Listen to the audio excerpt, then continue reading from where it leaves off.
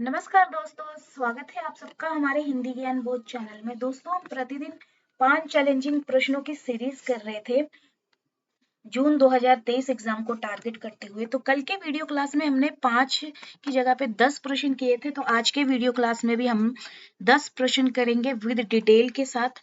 तो जो जन पहली बार हमारे इस वीडियो को देख रहे हैं, वीडियो को लाइक करिएगा, ज्यादा से ज्यादा शेयर करिएगा। और इसी तरह की सीरीज अगर आप चाहते हैं तो चैनल के साथ आप जुड़ सकते हैं। तो पहला प्रश्न आप सभी के सामने है, कौन सा विकल्प सुसंगत नहीं है? तो इसमें 4 ऑप्शन दिए हैं, जिसमें से एक विकल्प जो है वो सुसंगत नहीं है, वो आपने छांट के बताना है। जिसमें कबीर परचई अनंत दास की है, ज्ञान समुद्र सुंदर दास की, ज्ञान दीपक दरिया साहब, ज्ञान बोध रामानंद। तो इसमें जो सुसंगत नहीं है वो है ऑप्शन डी। ज्ञान बोध किसकी है? ये मलूक दास की है, ना कि रामानंद की है। अगला प्रश्न देख लेते हैं। संत दादू दयाल के शिष्य परंपरा से असंबद्ध संत कौन से हैं? आपने गलत छांटना है। तो दादू दयाल का इस 4 ऑप्शन में से कोई एक संत नहीं है, दादू दयाल से संबंधित नहीं है, जो इनके शिष्य नहीं थे। तो वो है इन 4 ऑप्शनों में से विकल्प ए पीपा। पीपा दादू दयाल के शिष्य नहीं थे, वो रामानंद के शिष्य थे। तो विकल्प ए सही उत्तर हो जाएगा। बाकी सुंदरदास, रज्जब और गरीबदास ये दादू दयाल के शिष्य थे। अगला प्रश्न देख लेते हैं। हिंदी के रीति ग्रंथों की अविरल और अखंडित परंपरा का प्रवाह केशव की कवि प्रिया के प्राय 50 वर्ष पीछे चला, और वह भी एक भिन्न आदर्श को लेकर। उक्त कथन किसका है, ये आपने बताना है। 4 ऑप्शन दिए हैं, जिसमें हजारी प्रसाद द्विवेदी, नागेंद्र, विश्वनाथ प्रसाद मिश्र, आचार्य रामचंद्र शुक्ल। तो इसमें से जो सही उत्तर हो जाएगा वो है ऑप्शन डी, आचार्य रामचंद्र शुक्ल।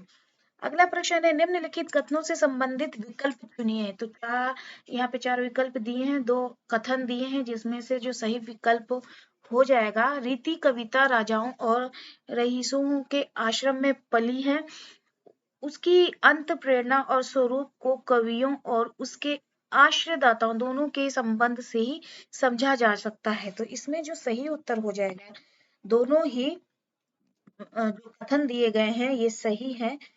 अगला प्रश्न देख लेते हैं। असंगत विकल्प को चुनिए। तो यहाँ पे कोई एक गलत दिया है, तो उसको आपने छांटना है। असंगत दिया है तो वो है देव और बिहारी किसकी है? पदम सिंह शर्मा। बिहारी और देव लाला भगवान दीन की है। कविवर बिहारी जगन्नाथ दास रत्नाकर की है। बिहारी की वाग्भूति विश्वनाथ प्रसाद मिश्र की है। तो इसमें जो सही उत्तर हो जाएगा वो है ऑप्शन ए, क्योंकि असंगत यही है। देव और बिहारी पदम सिंह शर्मा की नहीं है, ये है कृष्ण बिहारी मिश्र की रचना है। वहीं बिहारी सत्से की भूमिका, बिहारी सत्से संजीवनी भाष्य, पद्म पुराण और हिंदू उर्दू हिंदुस्तानी आदि पदम सिंह शर्मा की रचनाएं हैं। तो पदम सिंह शर्मा की रचनाएं कौन कौन सी यहाँ पे लगा दी है, बाकी इसमें असंगत हमने छांटना था। देव और बिहारी पदम सिंह शर्मा की नहीं है, कृष्ण बिहारी मिश्र की है। और पदम सिंह शर्मा की मैंने यहाँ पे रचनाएं लगा दी हैं। इन्होंने बिहारी और शादी की तुलना करके ही हिंदी में तुलनात्मक आलोचना का आरंभ किया था। तो ये डिटेल भी लगा दी है। अगला प्रश्न देख लेते हैं हम। डेल सो बनाए आय मेलथ सभा के बीच लोगन कवित कीबो खेल करी जानो है, इस काव्यांश के रचयिता कौन है? तो घनानंद, बोधा, ठाकुर, आलम। इन 4 ऑप्शनों में से जो सही उत्तर हो जाएगा वो है ठाकुर। ऑप्शन सी सही उत्तर होगा। अगला प्रश्न देखेंगे उससे पहले मैंने यहाँ पे कुछ 5 ऐसे लगा दिए हैं पंक्तियां जो एग्जाम की दृष्टि से महत्वपूर्ण है, ये पूछे गए एग्जाम में। तो सूर्यकांत त्रिपाठी निराला ने जो कहा है वो है कि कविता प्रवेश की पुकार है। तो यहाँ पे कविता प्रवेश की पुकार है, यहाँ पे कवियों के नाम देके पूछ लिया जाएगा कि ये किसकी पंक्ति है, तो किसने कहा है? तो सूर्यकांत त्रिपाठी ने कहा है। निराला की अगली है, कवित्व को हिंदी का जातीय छंद कहा है, निराला ने। सुमित्रा नंदन पंत के पल्लव के प्रवेश को छायावाद का घोषणा पत्र माना है। सुमित्रा नंदन पंत ने कविता हमारे परिपूर्ण क्षणों की वाणी, बार बार एग्जाम में पूछी जाती है ये। अगला है, सुमित्रा नंदन पंत प्रथम छायावादी कवि हैं जिन्होंने छायावादी कविता के बचाव में आलोचना लिखी। तो ये भी काफी अच्छी पंक्ति है, इसको ध्यान में रखिएगा। पांचों के पांचों बहुत ही महत्वपूर्ण है, एग्जाम में बार बार पूछी जाती है। अगला हम प्रश्न देख लेते हैं। विज्ञान गीता के रचनाकार कौन है? 4 ऑप्शन दिए हैं, भिखारीदास, ग्वाल, पद्माकर और केशवदास। इसमें जो सही उत्तर हो जाएगा वो है डी, ऑप्शन डी, केशवदास विज्ञान गीता के रचनाकार। अगला प्रश्न देख लेते हैं, निम्नलिखित में से कौन सा ग्रंथ मात्र अलंकार निरूपक नहीं है? मात्र अलंकार निरूपक ग्रंथ इन 4 ऑप्शनों में से बताना है, जो जिसमें कविकुल कंठाभरण, शिवराज भूषण, कविकुल कल्पतरु, ललित ललाम। तो जो इसमें अलंकार निरूपक ग्रंथ नहीं है वो है ऑप्शन सी, क्योंकि कविकुल कल्पतरु अलंकार निरूपक ग्रंथ नहीं है, ये सर्वांग निरूपक ग्रंथ है। और इसी तरह से जो शिवराज भूषण है वो भूषण की रचना है।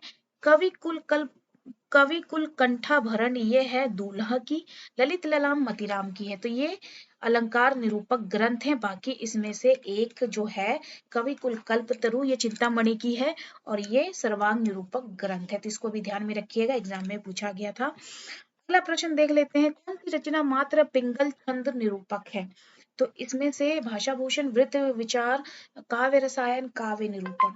4 ऑप्शन दिए गए हैं जिसमें से जो सही उत्तर हो जाएगा वो है ऑप्शन बी, वृत्त विचार मात्र पिंगल या छंद निरूपक है। बाकी जो 3 ऑप्शन दिए गए हैं उनको भी देख लेते हैं। तो भाषा भूषण किसकी है? तो ये जसवंत सिंह की है और ये एक अलंकार निरूपक ग्रंथ है और एग्जाम में बार बार पूछा जाता है। और अगला जो है काव्य रसायन, ये काव्यांग निरूपक ग्रंथ है और काव्य रसायन किसकी है? ये देव की है।